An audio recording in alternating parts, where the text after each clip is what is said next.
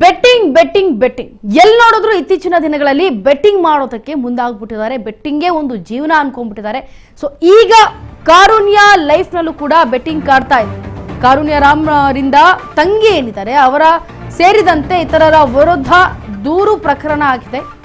ಕಾರುಣ್ಯ ತಂಗಿ ವಿರುದ್ಧ ದಾಖಲಾಗಿತ್ತು ಮತ್ತೊಂದು ಎನ್ಸಿಆರ್.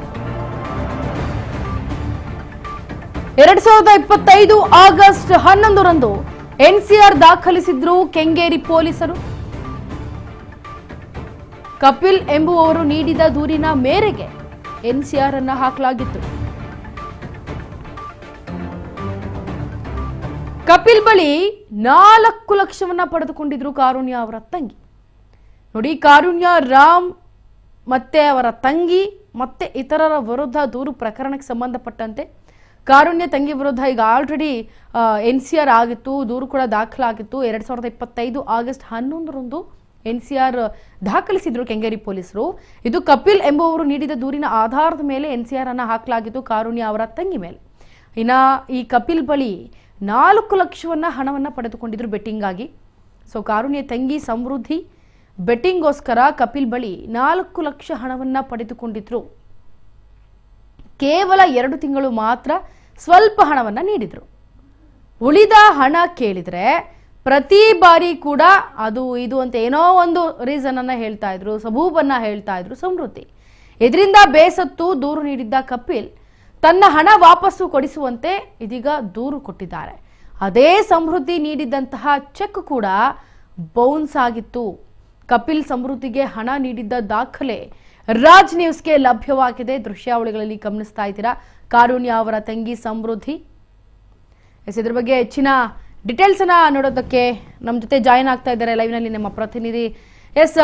ಏನು ಈಗ ಕಾರುಣ್ಯ ಅವರ ತಂಗಿ ಈ ರೀತಿ ಬೆಟ್ಟಿಂಗ್ ಚಾಳಿಗೆ ಬಿದ್ದಿರೋದು ಯಾಕೆ? ಏನು ಯುವ ಜನತೆಯಲ್ಲಿ ಏನು ಎಫೆಕ್ಟ್ ಬೀರ್ತಾ ಇದೆ ಬೆಟ್ಟಿಂಗ್, ಹೇಳಿ.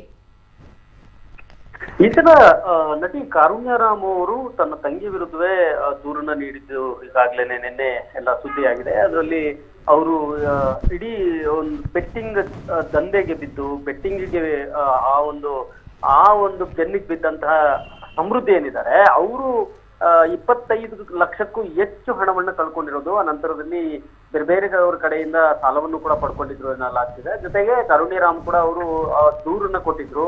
ನನ್ನ ತಂಗಿ ಈ ರೀತಿ ಅವಳು ಮಾಡ್ಕೊಂಡಿರುವಂತ ಸಾಲಕ್ಕೆ ನನಗೆ ಹೆಗಲ ಮೇಲೆಗೆ ಕಟ್ಟಿದಾಳೆ ಅನ್ನುವಂಥದ್ದು. ಇದು ನಿನ್ನೆ ಆಗಿತ್ತು. ಇವತ್ತಿನೊಂದು ಪ್ರಕರಣ ಗೊತ್ತಾಗ್ತಿರೋದೇನು ಅಂತಂದ್ರೆ, ಕಪಿಲ್ ಅಂತಕ್ಕಂಥವರಿಂದ ಕೂಡ 25 ಲಕ್ಷ ಹಣವನ್ನು ಪಡ್ಕೊಂಡಿರುವಂತದ್ದು ಸಮೃದ್ಧಿ ಅನ್ನುವಂಥದ್ರ ಮೇಲೆ ಈಗ ಕಪಿಲ್ ಅವರು ಕೂಡ ದೂರು ಕೊಟ್ಟಿದ್ದಾರೆ. ಅದ್ರ ಮೇಲೆ ಎನ್ಸಿಆರ್ ಆಗಿದೆ.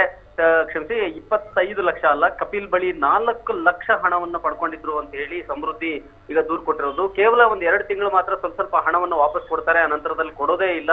ಇದರಿಂದ ಬಹಳಷ್ಟು ಬೇಸತ್ತೋಗಿದ್ದಂತ ಕಪಿಲ್ ತನ್ನ ಹಣ ವಾಪಸ್ ಕೊಡಿಸುವಂತೆ ತನ್ನ ಚೆಕ್ ಕೂಡ ಬೌನ್ಸ್ ಆಗಿದೆ ಅಂತ ಹೇಳಿ ಕಪಿಲ್ ದೂರನ್ನ ಕೊಡುವಂತದ್ದು. ಈ ಒಂದು ಎಲ್ಲಾ ದಾಖಲೆಗಳು ಕೂಡ ನಮ್ಗೆ ಈಗ ಲಭ್ಯ ಆಗ್ತಿದೆ. ಪ್ರತಿದಿನ ಹೊಸೊಬ್ರು ಕೂಡ ನನ್ಗೆ ಹಣ ಕೊಡ್ಬೇಕು ಅಂತ ಬರ್ತಾ ಇದ್ದಾರೆ. ಸಮೃದ್ಧಿ ಅವರು ನನ್ನ ಹತ್ರ ಹಣ ಇಸ್ಕೊಂಡಿದ್ದಾರೆ ಅಂತ ಇದೇ ಒಂದು ಕಾರಣಕ್ಕೋಸ್ಕರ ಕಾರುಣ್ಯ ರಾಮ್ ಕೂಡ ದೂರನ್ನ ಕೊಟ್ಟಿದ್ರು. ಈಗ ನನ್ನ ತಂಗಿ ನನ್ನನ್ನೇ ಈ ರೀತಿ ನನ್ನ ಹೆಗಲಿಗೆ ಕಟ್ತಾ ಇದ್ದಾರೆ ಅನ್ನುವಂಥದ್ರಿಂದಾಗಿ ಸೊ ಇದು ಒಂದಲ್ಲ ಎರಡಲ್ಲ ಬೇರೆಯವರು ಈ ರೀತಿಯಲ್ಲಿ ಬರ್ತಾ ಇದ್ದಾರೆ. ಯಾಕೆ ಈ ರೀತಿಯಲ್ಲಿ ಹಣ ಸಾಲ ಮಾಡ್ಕೊಂಡ್ರು ಅಂತ ನೋಡೋದಾದ್ರೆ, ಸಮೃದ್ಧಿ ಅವರು ಬೆಟ್ಟಿಂಗ್ ಜಾಲಕ್ಕೆ ಬಿದ್ದಿದ್ರು, ಬೆಟ್ಟಿಂಗ್ ದಂಧೆಗೆ ಹೋಗಿದ್ರು, ಅಲ್ಲಿ ಹಣವನ್ನ ಕಳ್ಕೊಳ್ತಾ ಇದ್ರು, ಬೇರೆ ರೀತಿಯಲ್ಲಿ ಹಣವನ್ನ ಕಳ್ಕೊಳ್ತಾ ಇದ್ದಾರೆ, ಸಾಲಗಳನ್ನು ಪಡ್ಕೊಳ್ತಾ ಇದ್ದಾರೆ. ಪ್ರತಿಯೊಬ್ರು ಬಂದು ಮನೆ ಬಾಗಿಲು ತಟ್ತಾ ಇದ್ದಾರೆ, ನನಗೆ ಕರೆ ಮಾಡ್ತಾ ಇದ್ದಾರೆ, ನನಗೆ ಪೀಡಿಸ್ತಾ ಇದ್ದಾರೆ. ಈ ರೀತಿಯಲ್ಲಿ ಎಲ್ಲವೂ ಕೂಡ ಕಾರುಣ್ಯ ರಾಮ್ ಕೂಡ ಹೇಳಿದ್ರು. ಈಗ ಕಪಿಲ್ ಕೂಡ ಹೇಳ್ತಿದ್ದಾರೆ. ಈ ರೀತಿಯಲ್ಲಿ ಬೇರೆಯವರು ನನ್ಗೆ ಹಣ ಕೊಡ್ಬೇಕು ಅಂತ ಪೊಲೀಸ್ ಸ್ಟೇಷನ್ ಮೆಟ್ಲು ಹೇಳ್ತಾ ಇರುವಂತದ್ದು, ಎನ್ಸಿಆರ್ ಮಾಡಿಸ್ತಾ ಇರುವಂತದ್ದು, ಚೆಕ್ ಬೌನ್ಸ್ ಗಳನ್ನ ಮಾಡ್ತಾ ಇರುವಂತದ್ದು ಆಗ್ತಾ ಇದೆ. ಇದು ಒಂದು ನಟಿಯ ಕುಟುಂಬದಲ್ಲಿ ಆಗ್ತಿರುವಂತಹ ಒಂದು ಫೈನಾನ್ಷಿಯಲ್ ಕ್ರೈಸಿಸ್ ಅಂತ ಹೇಳ್ಬೋದು. ಇವರು ಬೆಟ್ಟಿಂಗ್ ದಂಧೆಗೆ ಹಣವನ್ನ ಕಳ್ಕೊಂಡಿದ್ದಾರೆ ಅಂತ ಹೇಳಿ ಕೂಡ ಖುದ್ದು ಕಾರುಣ್ಯ ರಾಮೇ ಹೇಳ್ತಿದ್ರು.